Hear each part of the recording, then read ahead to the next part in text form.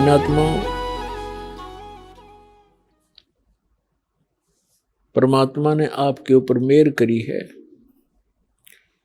और आप वास्तव में एक धनभागी प्राणी हो, जिनका ऐसे समय में मानव शरीर हुआ है कि परमात्मा ने अपना वो खजाना खोल दिया, जिसको अभी तक काल से बचाकर छुपाकर आंख में चौनी करके यहाँ तक पहुंचाया है। अपने आत्माओं, आप देखते हो ये कैसा भोला बाला भक्त दिखाई देता। दास गदगद हो जाता है कि दास के द्वारा दिए गए ज्ञान से परमात्मा के बच्चे रंगे जा चुके हैं। अब इनको ब्रह्मा विष्णु महेश भी ज्ञान में पराजित नहीं कर सकता, वो खुद हार के जाएंगे। अब ये वो अनमोल ज्ञान आपको प्राप्त हुआ है। अपने आत्माओं, सतगुरु आए दया करी, ऐसे दीन दयाल, बंदी छोड़ वृत्तास कहा, जठर अग्नि प्रतिपाल। सतगुरु आए दया करी। परमात्मा स्वयं ही सतगुरु बनकर आते हैं। आप जी को दास ने बहुत बार सदग्रंथों से वेदों से प्रमाणित किया है कि वो परमात्मा कैसी लीला करता है, वो कहाँ रहता है, कौन है, कैसा है, कैसे मिलता है और वो कहाँ प्रमाण है। तो आप जी को उस परमात्मा के पहचानने के लिए ढेर सारे प्रमाण इकट्ठे करने पड़े, ताकि परमात्मा के बच्चे अपने मालिक को पहचान सकें। सदग्रंथों से प्रमाणित किया, जिन सदग्रंथों को आज तक हम सर्वधार्य मानते हैं और सत्य विद्या की पुस्तक मानते हैं, वेदों से, गीता से, पुराण से, कुरान से, बाइबल से, गुरु ग्रंथ साहिब से,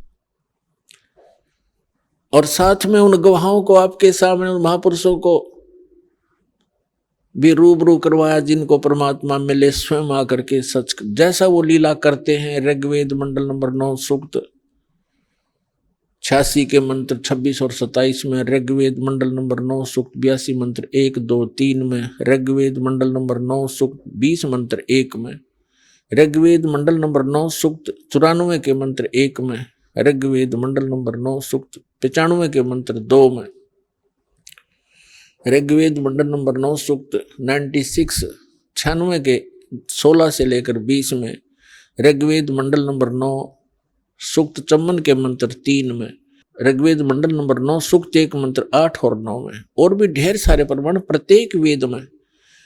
उसमें लिखा है कि वो परमात्मा ऊपर के लोकों में एक राजा के समान सिंहासन पर विराजमान है, और वहां से यहां आता है काल के लोक में अज्ञान को हटाने के लिए, क्योंकि काल भगवान ने प्रत्येक प्राणी को परमात्मा बुला दिया और अपने आप को प्रभु सिद्ध कर लिया, और सब अज्ञान भर दिया प्रत्येक जन जन के अंदर।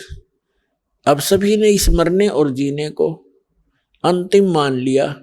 कोई मर गया तो मर गया, कोई बात नहीं, हम बचे हैं। तो परमात्मा कहते हैं कि आप कब तक बचोगे, कभी ये फिर सोचना ही बंद कर दिया हमने। तो वो स्वयं आकर के ये ज्ञान कराते हैं, ये प्रमाणित सदग्रंथ प्रमाणित करते हैं, बताते हैं कि वो परमात्मा वहां से गति करके आता है, यानी चल कर आता है, अच्छी आत्माओं को मिलता है और उनको तत्व ज्ञान से परिचित करता है, अपना गवाह बनाता है।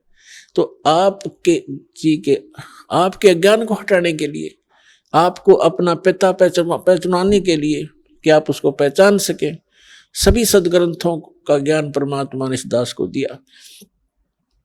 और फिर उन महापुरुषों के अनुभव और महापुरुषों की वाणी, जिनको भगवान मिले, उन कैसा महसूस किया, कैसा भगवान को बताया और कैसे वहां गए, किस प्रकार उस परमेश्वर ने उनको वापस छोड़ा, ऊपर के सब लोग दिखा गए, वो आपके रूबरू कर दिए।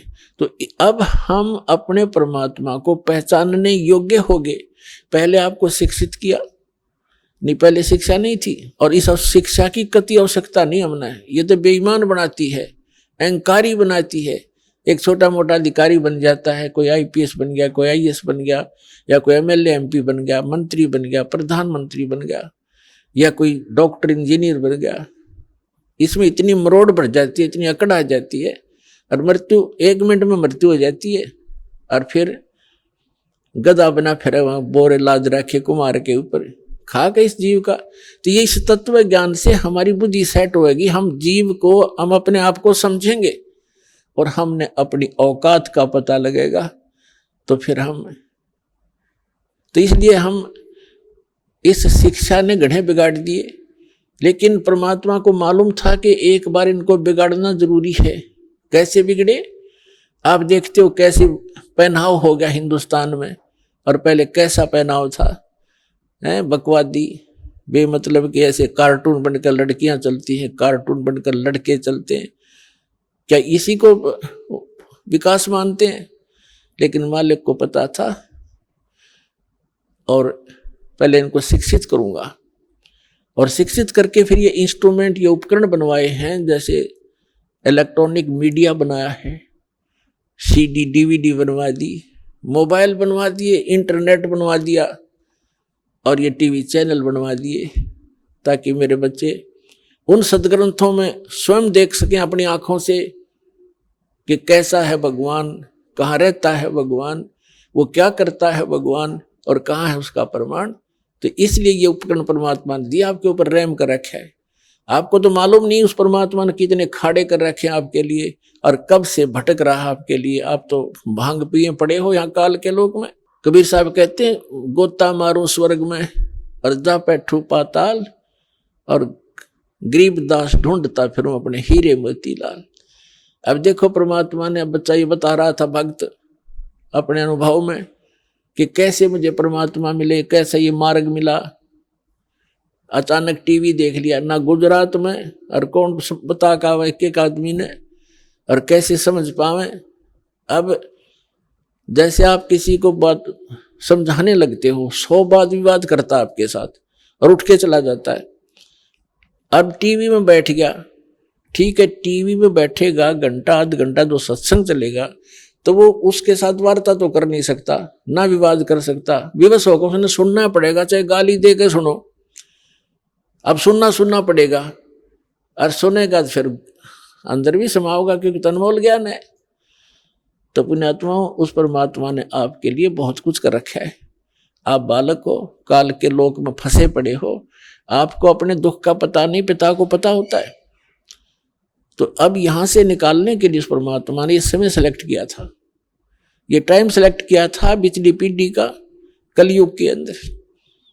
और तब परमात्मा ने कहा था कि जब 5505 वर्ष कलयुग बीत जाएगा, तब मैं आऊंगा। स्वयं ना आए तो दास भेज दिया। अब प्रधानमंत्री आओ, या प्रधानमंत्री अपने किसी रिप्रेजेंटेटिव ने भेज दे, फुल पावर देखे, तो प्रधानमंत्री समझना चाहिए, उसकी वचन में शक्ति प्रधानमंत्री वाली ही है। तो इस दास को भेजा पुण्यात्माओं, सभी सदग्रंथ आपके रूबरू कर दिए।